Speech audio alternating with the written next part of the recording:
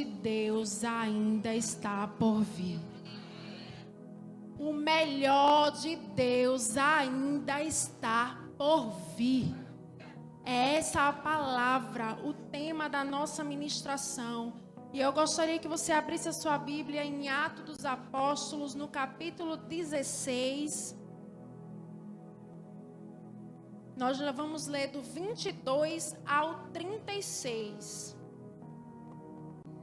A palavra diz assim: a multidão ajuntou-se contra Paulo e Silas, e os magistrados ordenaram que se lhes tirassem as roupas e fossem açoitados. Depois de serem severamente açoitados, foram lançados na prisão. O carcereiro recebeu instrução para vigiá-los com cuidado. Tendo recebido tais ordens, ele os lançou no cárcere interior e lhes prendeu os pés no tronco.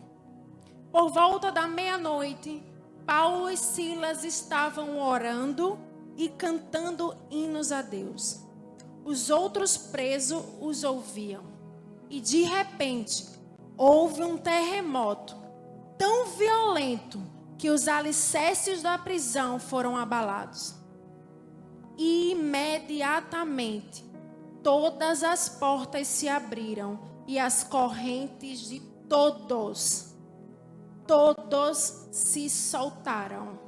O carcereiro acordou e, vendo abertas as portas da prisão, desembaiou sua espada para se matar, porque pensava que os presos tivessem fugido.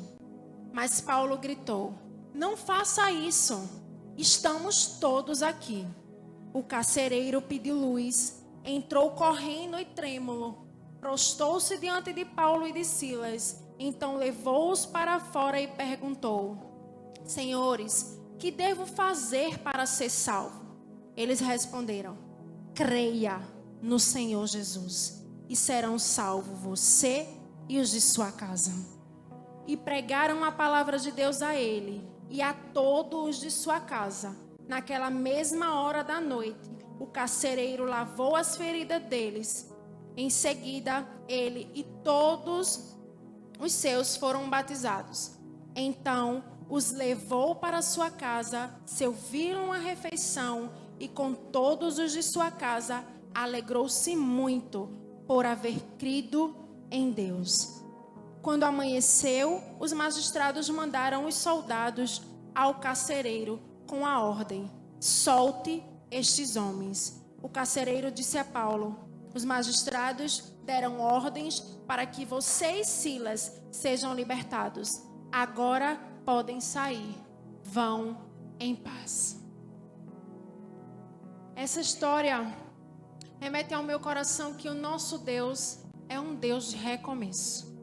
Se a gente for analisar as histórias dos personagens bíblicos, a gente vai encontrar diversas histórias de recomeço na Bíblia. De um novo tempo instaurado sobre a vida daqueles que tiveram um encontro com Jesus. Foi assim com a mulher do fluxo de sangue, atormentada por 12 anos, separada, triste, desesperançada. Mas quando encontrou Jesus e teve a atitude de romper aquela multidão, teve um novo tempo inaugurado na sua vida. Foi assim também com o leproso, aquele que é separado, distante da sociedade, desacreditado, doente. E quando ele decide clamar por Jesus, tem um novo tempo estabelecido na vida dele. Foi assim também, sabe com quem? Com Ana. Quando Ana decidiu entregar aquilo que ela mais desejava, aquela adoração, aquele voto, aquela entrega de Ana moveu o coração de Deus. E um novo tempo na vida de Ana foi estabelecido. Você reparou que em todos esses exemplos que eu citei para você, cada um deles teve uma atitude em frente a Jesus? Em frente ao Senhor, para que um novo tempo pudesse ser estabelecido em suas vidas. E com a gente não é diferente. Às vezes haverão circunstâncias que nos cobrirão atitudes diante de Jesus para que um novo tempo seja estabelecido na nossa vida. Quando nós temos o Espírito Santo, é natural que a gente queira viver algo novo. Eu entendo que o Senhor sempre vai ter algo novo para a nossa vida. Por isso que o tema da nossa mensagem é: o melhor de Deus ainda está por vir. E não é por ingratidão pelo que você já viveu. E nem é porque você quer correr daquilo que você está vivendo. Não é isso. É pela convicção que coisas maiores o Senhor tem para as nossas vidas.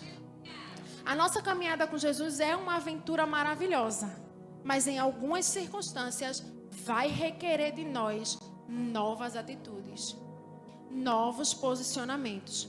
Há uma declaração na palavra em 2 Coríntios, no capítulo 5, o verso 16 e o verso 17. Diz assim, ó: não vos lembrei das coisas passadas, nem considere as antigas.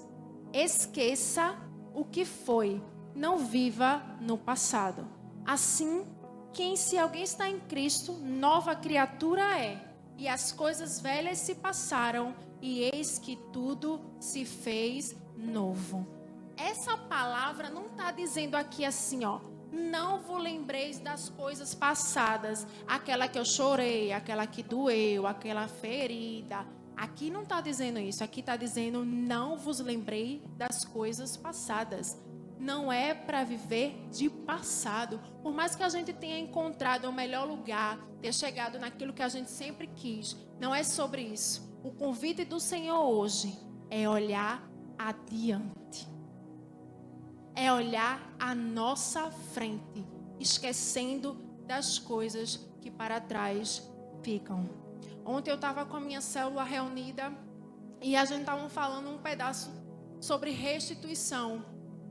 E eu estava dizendo assim para elas: eu acredito tanto que Deus, Ele não restitui a nossa vida igual aquilo que a gente tinha. Ele é sempre mais. Ai, Senhor, restitui, traz de volta, Senhor, aquilo que eu perdi. Não, o Senhor vai dar sempre além daquilo que você perdeu. Foi assim com Jó e não pode ser diferente para a gente. Ele vai dar além daquilo que a gente perdeu. Agora, o que é que predomina nas nossas atitudes? É as circunstâncias que estão ao nosso redor ou a possibilidade de um futuro? O que é que tem tomado o seu coração? São as circunstâncias, aquilo que você consegue ver, aquilo que você está vivendo, ou um futuro, uma possibilidade de futuro?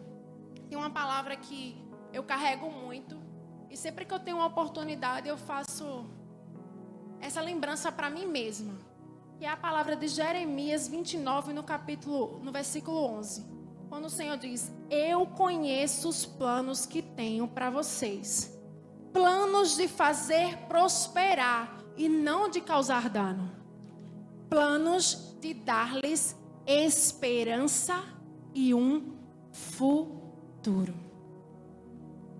Essa tradução para mim fica muito claro quando diz assim, ó: os planos do Senhor é planos de esperança e futuro. Então não são as circunstâncias que devem atormentar nosso coração, mas é a certeza de um futuro em Deus, porque o melhor dele ainda está por vir. Amém?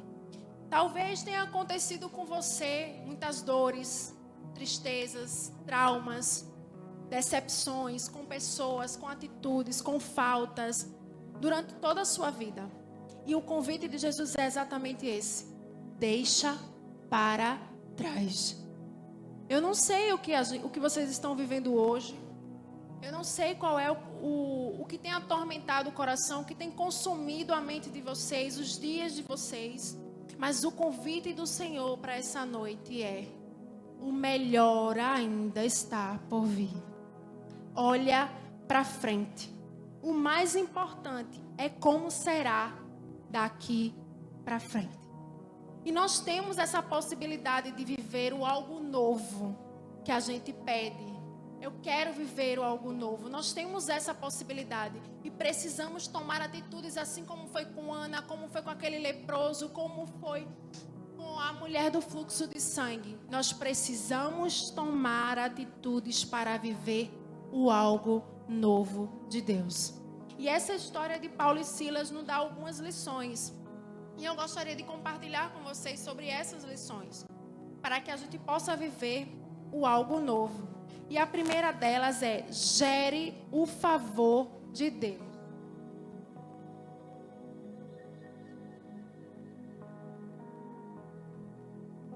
A história, eu não li esse pedaço, mas a história vai dizer que Paulo e Silas estavam indo ao templo orar e adorar. E são surpreendidos por uma mulher com um espírito de adivinhação. E ela começa a declarar coisas sobre Paulo e Silas para chamar a atenção daquele povo, como se ela estivesse adivinhando quem de fato fosse Paulo e quem de fato fosse Silas. Então Paulo decide repreender e libertar aquela mulher daquele espírito. As pessoas que lucravam com aquela mulher ficaram indignados e prenderam Paulo e Silas. Então Paulo e Silas, eles foram presos injustamente. Porque se você olhar o contexto, eles estavam indo adorar ao Senhor, eles estavam indo louvar ao Senhor no templo, eles libertaram uma mulher de um espírito de adivinhação. Então, Paulo e Silas, eles foram presos por causa do nome de Jesus. E quantas vezes a gente se depara em circunstâncias de um acusador na nossa porta, dizendo assim: onde está o teu Deus? Por que tu está passando por isso? Por que tu está esperando tanto? Que demora, não? Teu Deus não está olhando para você, não? Muitas pessoas deparam com acusadores como esse. Mas deixa eu te dar uma palavra. Está lá em Mateus, no capítulo 5, o verso 11 e o verso 12, diz assim, ó: bem-aventurados serão vocês, quando por minha causa os insultarem, perseguirem e levantarem todo tipo de calúnia contra vocês. Alegre-se, porque grande é a recompensa de vocês nos céus. Se alegre, porque grande é a recompensa dos céus para a sua vida. E quando um acusador desse entra na nossa vida para dizer: onde está o teu Deus? Nós somos tendenciosos a dizer assim: poxa, Deus, é verdade, cadê o Senhor mesmo? Porque está demorando que só, já estou esperando aqui, olha, faz uma dezena de tempo e o Senhor não tem feito, as pessoas não têm visto o Senhor agir na minha vida. Mas com Paulo e Silas foi diferente, porque o texto fala que à meia-noite Paulo e Silas estavam orando e cantando hinos a Deus. Para eles era fácil? Era não. Sabe por quê? Porque eles estavam sendo presos injustamente. O texto vai dizer que eles foram açoitados, ou seja, eles estavam feridos. E o texto ainda vai dizer que o carcereiro prendeu o pé no tronco. Ou seja, ele foi preso, dentro da prisão ainda foi preso no tronco e ainda cheio de ferida. Era meia-noite. Ele podia estar querendo o quê? Eu vou dormir, né? Vou dormir para ver se dá para aliviar um pouco aqui essas dores, porque está difícil. Mas não. A decisão de Paulo e de Silas foi orar e cantar louvores a Deus. Diante daquele ambiente preso, ferido, um ambiente hostil, né? Um ambiente difícil para a vida de Paulo e de Silas, eles transformam a prisão em todo aquele ambiente em um lugar de adoração. Não dá para viver o novo de Deus se você não chama, não atrai o céu na sua direção. Se você não faz decisões como fez Paulo, como fez Silas, mas você escolhe o medo, a incerteza, a murmuração, a discórdia, a dúvida, quando se depara com situações difíceis. Como viver algo novo se não escolhemos a boa parte? Foi isso que Paulo e Silas escolheram naquela noite, a boa parte. Igual Maria naquele momento, que ela poderia ter feito qualquer coisa. Ela poderia, inclusive, ter ajudado a própria irmã, como era o contexto da história. mas ela escolheu a boa parte. E a boa parte vai tratar de adoração. Nós precisamos ter um coração rendido em adoração, em oração ao Senhor, para viver o algo novo. A motivação do coração de Paulo e de Silas não era porque Deus podia libertar ele daquele lugar, mas era por quem Deus era. Eles adoravam, eles cantavam porque sabiam que algum propósito tinha. Que eles estavam ali certamente para cumprir algum propósito de Deus. E por isso, eles escolheram viver a boa parte. Preste atenção. Mesmo vivendo em crise, escolha a boa parte. Escolha adorar ao Senhor, cantar louvores ao Senhor, o bendizer por quem Ele é, não pelo que Ele pode lhe dar, porque de fato Ele pode lhe dar, mas muito maior é quem Ele é em você. Quando um coração de adorador começa a se manifestar em adoração ao Senhor, ele nunca vai ficar indiferente. O Senhor nunca vai ficar indiferente à sua adoração. A Bíblia, no texto que a gente leu, vai dizer assim, ó. De repente, no meio daquela adoração, meia-noite, eles oram e cantam. De repente, houve um terremoto tão violento que os alicerces da prisão foram abalados. Aí termina o texto dizendo assim, ó. Imediatamente, não foi meia hora depois, nem 2 horas depois, não, foi imediatamente. Todas as portas se abriram e as correntes de todos que estavam naquele lugar foram soltos. E sabe o que é que me chama a atenção nos detalhes desse texto? É a intervenção de Deus. Ele precisava mandar um terremoto. Não, minha gente. Se ele dissesse assim, corrente, saia. Porta, abra. Estava resolvido, não estava não? Porque a autoridade está com ele. Aí ele não, muito intencional. Porque um terremoto. Por quê? Porque o propósito de Deus não era só libertar Paulo e Silas, mas todos que estavam naquele lugar. Todos que estavam naquele lugar. Era meia-noite, 2 homens presos injustamente por uma punição severa. Mesmo assim, eles oravam e cantavam a Deus. É claro que ia acontecer alguma coisa naquele lugar. Deus não ia ficar indiferente à atmosfera, à atmosfera de adoração ao seu nome. Tem uma canção que a gente canta, eu não vou cantar não, porque eu estou um pouco... Mas tem uma canção que a gente canta que é Deus não rejeita a oração. Oração é alimento. Aí ele vai dizer, eu nunca vi um justo sem resposta ou ficar no sofrimento. Aí continua, basta somente esperar. O que Deus irá fazer quando Ele estende as suas mãos é a hora de vencer. O contexto dessa música que a gente canta tanto diz, ó, nunca vi um justo sem resposta. E o Senhor não rejeita oração. O Senhor não ia ficar indiferente à adoração de Paulo e Silas naquele momento. As circunstâncias não eram favoráveis. Eles poderiam escolher qualquer outra atitude, dormir, ficar lá. Poderia ser uma noite qualquer. Simplesmente uma noite com mais 2 presos ali dentro, esperando o seu julgamento. Mas não, eles escolheram a boa parte para viver o algo novo de Deus. Quando estiver difícil, sem saída, sem possibilidade, não tem comida, a porta não abre, teu filho não vem, as drogas tomam conta da tua casa e tu não vê possibilidade nenhuma, escolha a boa parte. Escolha adorar ao Senhor, porque Ele pode trazer o algo novo para a sua casa, para a sua vida. Ele pode. Escolha a boa parte. Foi isso que Paulo e Silas fez naquele lugar. Gerou o favor de Deus para ele e para todos aqueles que estavam ali. Como eu disse para vocês, poderiam ser uma noite qualquer. Simplesmente 2 presos ali naquele lugar.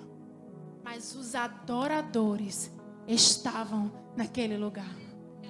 E quando 2 ou 3 estão reunidos, ali ele está. E ele estava naquele lugar. Por isso que a palavra diz que todos foram libertos. Todas as correntes foram quebradas. O favor de Deus não chegou só para os adoradores, mas para quem estava ao redor dos adoradores. Na nossa vida não é diferente. Com o seu coração movido ao Senhor, o Senhor fará em você e através de você. O favor de Deus vai chegar na sua vida, na vida da sua casa, da sua família. Se mova, gere o favor de Deus em sua direção. Olha, Salmo 2, verso 11 diz: adorem o Senhor com temor e exultem-o com temor. Seja um adorador. E adorador não é só música. Nossos pastores já falou muito sobre isso aqui. Adoração não é canções, é estilo de vida. É você adorar a Deus em todas as coisas. No seu falar, no seu vestir, no seu se comportar. Seja um adorador para mover o algo novo para a sua vida. E para viver um tempo novo de Deus, a gente precisa responder sempre em amor. Olha os versículos 27 e 29, como vai dizer. O carcereiro acordou e, vendo aberto as portas da prisão, desembaiou sua espada para se matar, porque pensava que os presos tivessem fugido. Porque certamente se eles tivessem fugido, ele seria morto. Ele só queria adiantar o processo. Mas Paulo gritou: não faça isso, estamos todos aqui. O carcereiro pediu luz, entrou correndo e trêmulo prostrou-se diante de Paulo e de Silas. Se desejamos viver o novo de Deus, precisamos responder às situações da vida usando o amor. Sabe por quê? Porque Deus é amor. Não sou eu que estou dizendo, é a palavra que diz. Deus é amor. O amor de Deus já tinha sido revelado naquele lugar, quando todas as correntes foram quebradas. Ele se importar, o Senhor se importou com aqueles homens. Ele se importa comigo e Ele se importa com você. E você pode pensar assim: mas eu não sou digna. Quem sou eu para merecer o amor de Deus? E de fato, sem Ele a gente não é nada mesmo não. Mas Ele é o amor. E Ele continua sendo o amor. E esse amor, Ele nunca mudou. O mesmo amor que foi encontrado naquela noite, em direção de Paulo e de Silas, e de todos aqueles presos que estavam naquele lugar, é o mesmo amor que está aqui neste lugar. É o mesmo amor que alcançou meu coração, e é o mesmo amor que alcançará o teu coração. Porque eu creio nessa palavra. Deus se manifesta onde Ele é apresentado. Sabe como é que a gente apresenta Ele? Amando. Pastores, a gente já ensinou muito isso. As pessoas entram nesse lugar procurando Jesus e se deparam com quem? Conosco. E é o amor de Jesus em nós, que é esse amor que é revelado para essas pessoas. Então é amando as pessoas que nós apresentamos a Deus.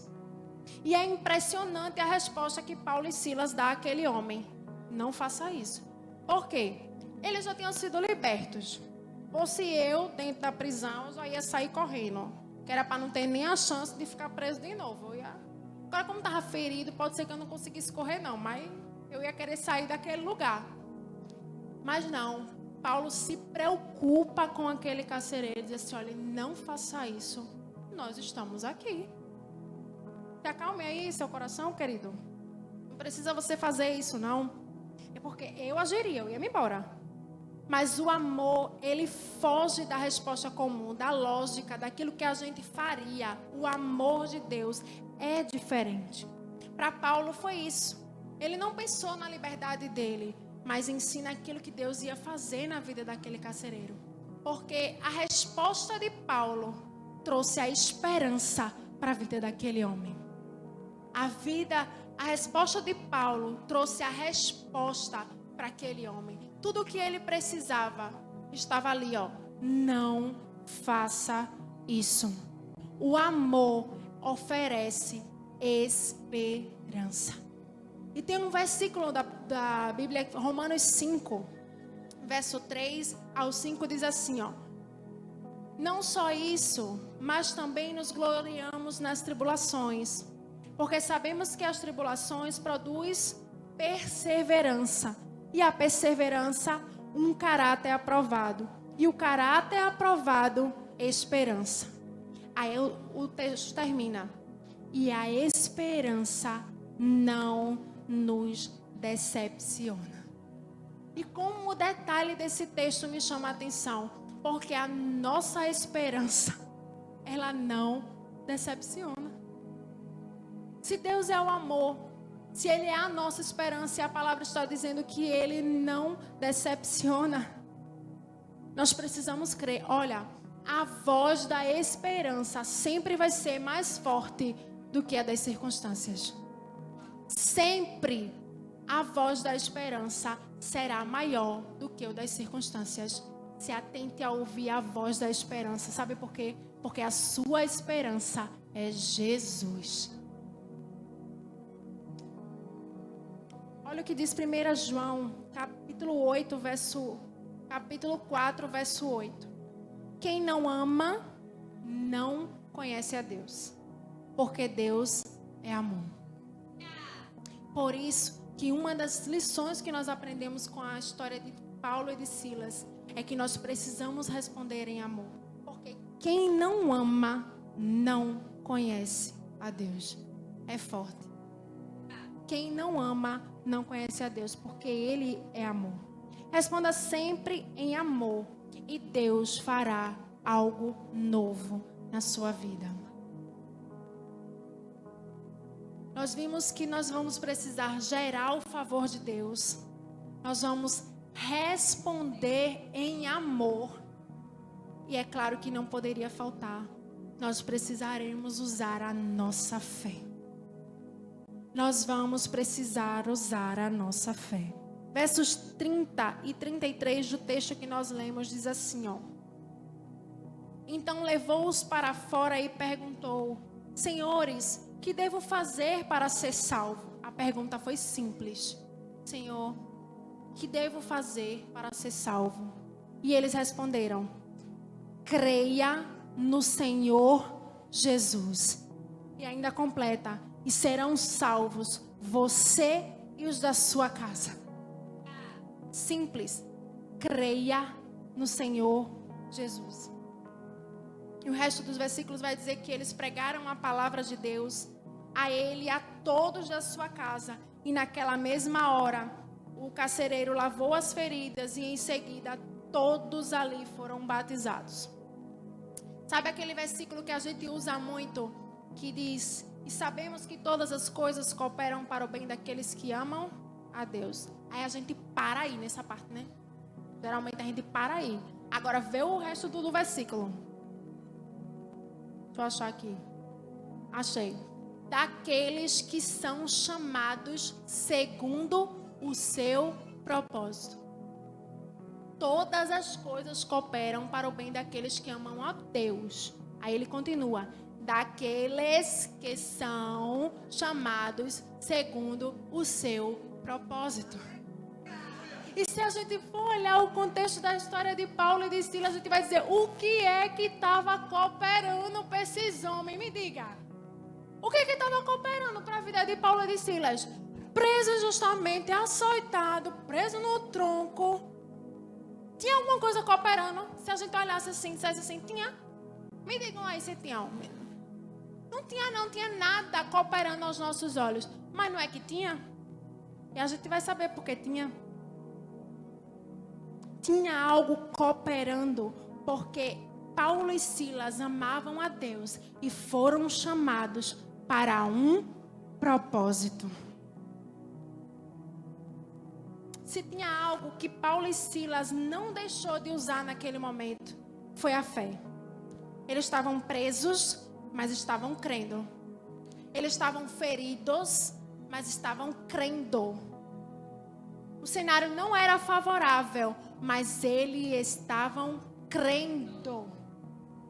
A sua fé vai liberar o agir sobrenatural do Senhor na sua vida. Você crê? Eles estavam crendo. E a resposta para a gente não é diferente. Nós precisamos crer. Marcos, no capítulo 11, o verso 24, vai dizer assim, ó. Tudo o que vocês pedirem em oração, creiam que já o receberam, e assim sucederá. A resposta para a nossa vida não é diferente da que foi para aquele homem. A resposta para a nossa vida é creia. As circunstâncias não dão, creia. Você precisa crer. Eu não vou conseguir medir a sua fé. Eu não consigo saber se você de fato está crendo. Mas eu tenho uma coisa para te dizer. Se você crê, você verá a glória de Deus. Isso é a palavra que nos garante. É uma condição para ver a glória de Deus. Você precisa crer. Como foi com tantos na Bíblia. Abraão, Ana, com o próprio Paulo, com o próprio Silas, com a mulher do fluxo de sangue. Tira da Bíblia e coloca aqui. Com os nossos pastores. Eles precisaram crer para viver o novo da vida deles. Não é diferente na nossa. Nós precisamos crer. Se você não consegue gerar, creia. Se o seu marido não aceitou, creia. Se você tem um filho nas drogas, creia. Se a porta do emprego não está aberta, creia. Se a doença chegou, continue crendo. Se você tem algum problema, continue crendo. Porque a resposta para a nossa vida é crer.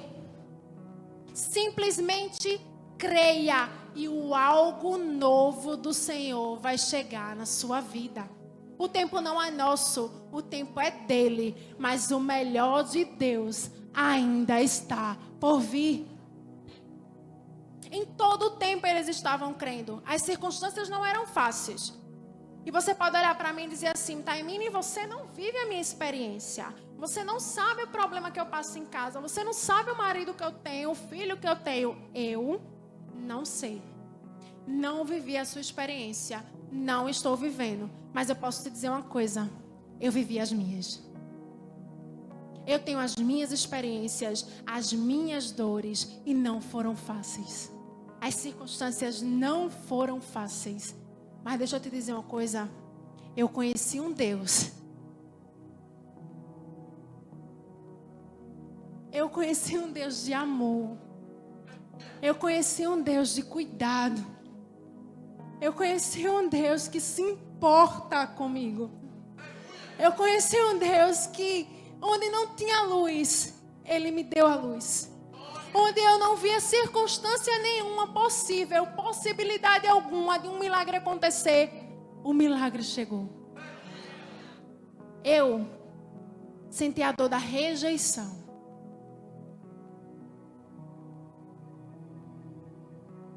E eu continuo crendo. Porque o Senhor fez algo novo na minha vida.